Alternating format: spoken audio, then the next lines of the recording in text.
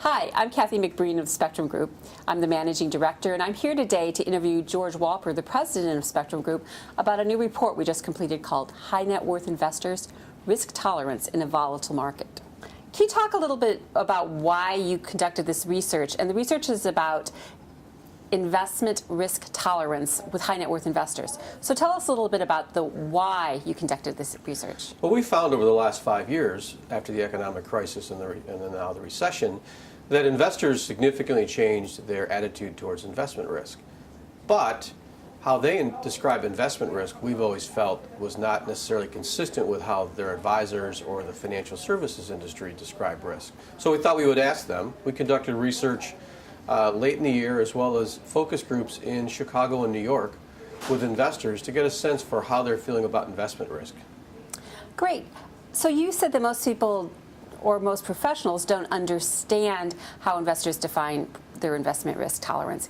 Can you tell me, how do investors define their risk tolerance? Sure. I mean, typically people would say, well, I'm a conservative investor or I'm an aggressive investor.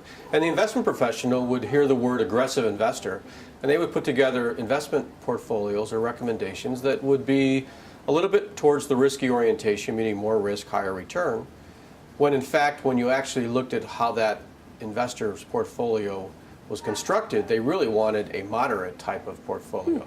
And the same thing with conservatives. Someone would say that they were moderate. In reality, you would look at their portfolio and it was very conservative, but yet the advisor assumes they want to take more risk. So George, how do most investors define their risk tolerance? Most investors nowadays will describe themselves as moderate.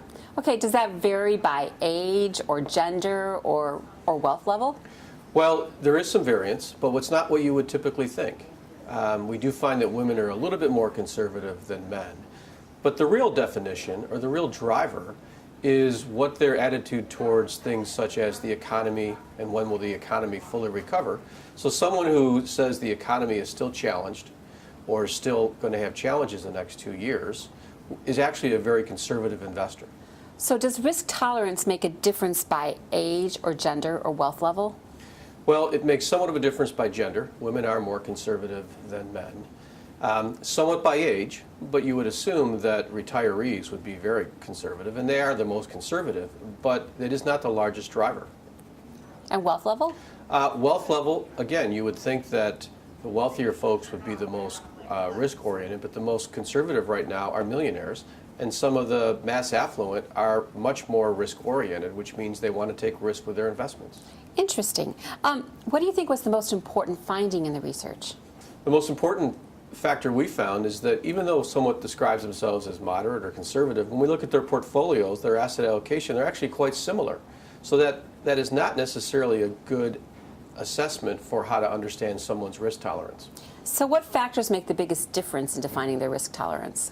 The biggest difference is how they would describe their preference to protect their principal versus grow their assets. So someone who says they'd much rather protect their principal, they might say they're a moderate investor. When you look at their portfolio, it's clearly conservative. How do personality traits impact their investment risk tolerance? Personality traits actually are a pretty significant driver of someone's risk tolerance. So for instance, the old glasses empty, glasses half full is one of the classic abilities for someone to describe how they're investing. Someone that says it's half empty is probably going to be a far more conservative investor because they're concerned about the future. What about investment time horizon? How important is that? Time horizon is very important. And again, it's not the most intuitive answer in terms of how people think. It's really important that one understands the time horizon of an investor. For someone who says their time horizon is 2 years or less, well, they're very conservative, and one has to respond to them in a conservative manner. And again, it isn't age, it's more about their time horizon, something in their life when their kids are going to college. Do investors plan on changing their asset allocation this year?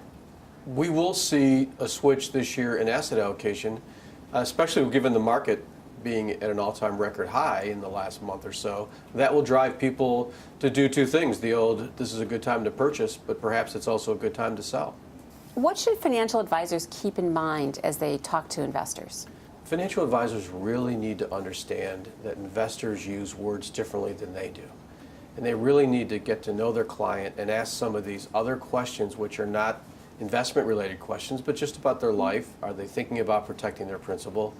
what are their personality traits, things like would you rather take a job with a lot of risk or one that has a fairly assurance and conservative outlook in terms of remaining a stable job. Those are important factors. Thank you so much for your insights into this research. If you would like more information about this report, please go to spectrem.com and look for high net worth investors, risk tolerance in a volatile environment, or feel free to call any of us at Spectrum Group. Thanks.